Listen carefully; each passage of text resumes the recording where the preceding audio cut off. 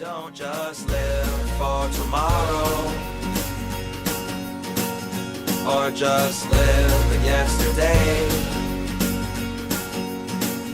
Just be glad for all you have that's in today. And though you've come through many obstacles. Hey everyone, Connie here, and welcome to my blind reaction to episode 16 of JoJo's Bizarre Adventure Stone Ocean. So last time we started a prison fight, an entire fight club in a way, all by using this automatically activated uncontrollable stand called Survivor, named for the band who wrote Eye of the Tiger. And Survivor's big thing is that it makes people angrier. It takes those feelings of anger that already could boil up in someone and exacerbates them. So we see how one of the prison guards ends up killing the other because Survivor makes them both angry at each other, and they get into this big fight. And then then everyone else in there is unleashed, and apparently 4 of them have stands themselves, so Jolene's in a bit of trouble. But Foo Fighters is getting help. They have sought out the help of Emporio and a new character, well, sort of new, has been shown before but hasn't really had a role to play, and that is Narciso Anasui. Anasui is a murderer who has this quirk with him about taking things apart. Whether it be cars, watches, or in the case of his cheating ex-girlfriend and the person she was cheating with, them. But he doesn't actually seem like he's as bad and evil and everything as Emporio was kind of making it seem. But he also came into things and is like, okay, I'll help out. You're gonna give me your blessing to marry Jolene, though, right? It's like, excuse me, the fuck? Like, what? He admires Jolene's determination and shit, so he wants to marry her for some reason. It's like, what? Why? Also, no. Jolene belongs with Hermes and Foo Fighters. Ultimate throuple. Don't try to get in between that. It's just, I don't know. But his stand is Diver Down, and it apparently has a delayed hit effect. So that could be useful in a number of ways.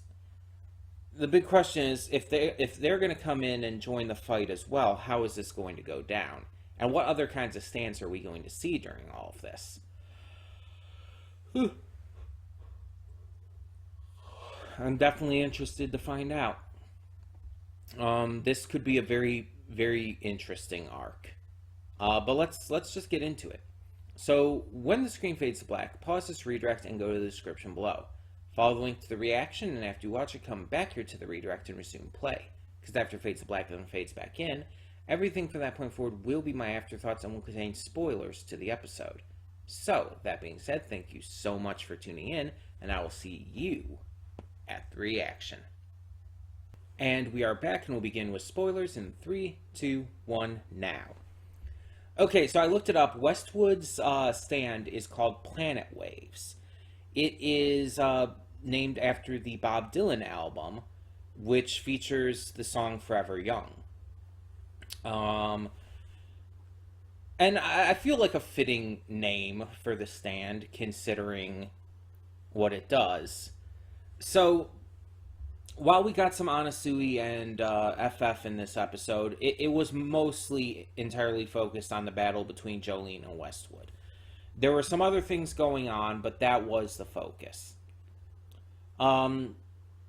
So Jolene is fighting Westwood, and he proves to be formidable, not only as a big, strong guard who can, put her in a headlock, an arm lock, whatever it takes, but he also has a secret stand that seems to be attacking her that he even didn't know about at first, which means he probably got it really recently, as she surmised.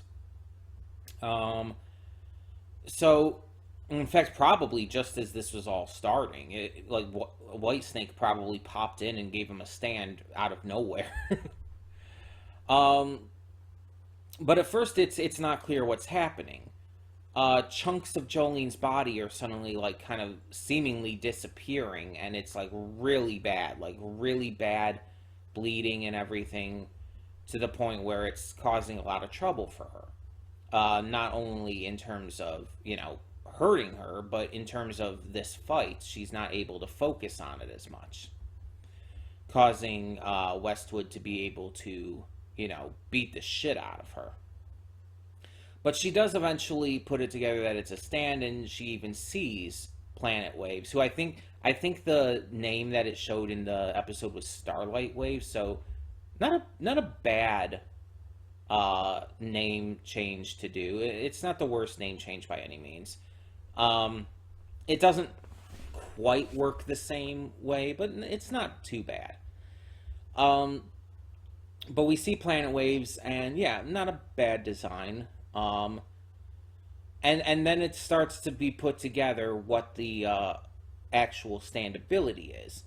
Westwood points towards the glass ceiling of the center of the detention center they're in, and it's noticed that there's these small holes in the glass. And it's put together that what Westwood is doing is his stand magnetizes meteors towards him. But when they get close to him, they fizzle out and turn to dust. So it seems kind of benign as a stand power. It doesn't do much. But if he has an opponent in his grip, and considering, again, he's a big, strong guard who is pretty, good with these kind of holds, almost kind of wrestling holds. Because of that, he's able to get people in the right vicinity of him to use them as targets for the meteors coming down. Which in turn, basically burns and tears chunks out of their bodies just from the impact and all. Which is insane. It's an insane ability and is really strong. Especially for someone like him. Because he is who he is, it's actually a really strong ability for him. And Jolene has a lot of trouble. I'm thinking at the end there, as you saw, I was thinking at the end, how is she going to get out of this? Is Anasui going to have to come in and save her? But no, we don't get to Anasui coming in yet. Luckily, she is able to defeat him herself using her intelligence and all. Which I'm so happy for, because they could have easily had Anasui come in and save her and everything. And it's but I'm glad that Araki instead chose to have her be this strong, awesome, badass female character. And I'm really liking how he's handling the girls in this part. It's just he's handled girls well in other parts too. It's just with this series, let's be completely honest, there's not a lot of major female characters. There just aren't. So when you have a part like this that has, honestly, just as many, if not even more, female characters than male ones, it helps Stone Ocean really stand out compared to the other parts of this series. And it allows him to finally be able to showcase some badass, awesome, strong women. And from what I heard, I don't know the full details, but from what I've heard, actually Araki wanted to do this sooner, but actually was advised against it or something, or was not allowed to, whatever reason. I don't remember the exact details, but he actually wanted to do this sooner. And he finally got the chance to, and he actually really liked writing Jolene and all, from what I heard. Again, I don't know all the details. I don't know all the specifics about that. I read about it like once or twice. But yeah, if that is the case, if that is true, I'm glad he finally did get to do this. And I've heard, I don't know, again, I don't know the details or anything, but I've heard that the future parts after this, like parts 7 and 8, actually have a lot more strong female characters than parts 1 through 5 did. Which I'm so happy if that's the case, because that means that part 6 is still going to influence things, even if the main JoJo isn't a girl going forward. That shows that the influence of having these strong female characters does carry over and does continue on. And I love that. And I really hope that's the case. Obviously, if you know the future parts, don't spoil me. I don't want spoilers or anything, but yeah, I'm very much interested in that. And another reason why I don't want to get that new JoJo game that's either coming out soon or already is out, because I don't want to be spoiled on any of the new characters from parts 7 or 8 that would be in that. So yeah. It sucks because I've seen a couple clips from the game just specifically for the characters I already know. And it looks good. It looks like it's a good fighting game. It's just I can't play it because I don't want the spoilers, goddammit. Hermes is in it too, and I would love to fight as Hermes. I really like Hermes. Or Narancia. I like Narancia as well. I don't even know if I'd be good at them, but I would love to fight as them just because. But yeah. I'm just genuinely really happy with how this was handled. Because Jolene, she figures out a way to do it herself. She figures that, okay, I'm going to steal this guard's boot by having the meteor hit the boot with the brick inside. The meteor might fizzle out as it continues to get closer to him as I throw the boot at him. But the brick inside is now on fire. The boot is now on fire. So that's all still going to hit Westwood. And so that gives her an opening to be able to attack him with Stone Free. And it's like, fucking hell, I love you, Jolene. It's like, honestly, Jolene is currently my second favorite JoJo. Right after Josuke. But I very much believe she's going to surpass Josuke and become my favorite JoJo.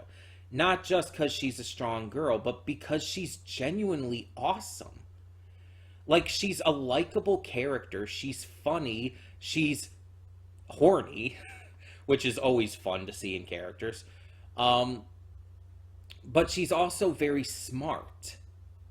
She's very smart and observant and quick thinking. And I love to see that in characters. Not all JoJos have been like that. Like, yeah, Joseph was definitely very much like that. Joseph was exceptionally smart and quick thinking. But then you look at someone like Jonathan, and not so much. Not that he wasn't smart or quick thinking at all, but not as much.